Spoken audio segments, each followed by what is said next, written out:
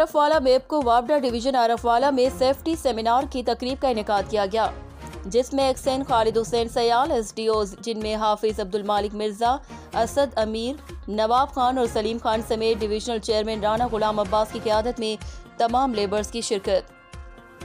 आरफवाला safety seminar की तकरीब वापडा complex में मुनक्किद की गई। तिलावत कलाम पाक की सादत एसडी हाफिज अब्दुल मालिक ने हासिल की। मुकर्ररीन में xn Khalid Hussain Sayal, zonal secretary और डिविजनल चेयरमैन राना गुलाम अब्बास ने अपने खिताब में कहा कि लेबर्स को चाहिए ड्यूटी के दौरान सबसे पहले हिफाजती आलात का इस्तेमाल यकीनी बनाएं और बिलखुसूस पोल पर काम करते वक्त जल्दबाजी से काम ना लें। आपकी ज़िंदगी की बका में महकमे की बेहतरी और आपसे वाबस्ता आपकी फैमिली का मुस्तकबिल पिन्हा होता है। थोड़ी सी बदएहतियाती से ज़िंदगी को दाव पर मत लगाएं। Sajid Mahmood Sheikh, bureau chief, fast news, आरफवाला।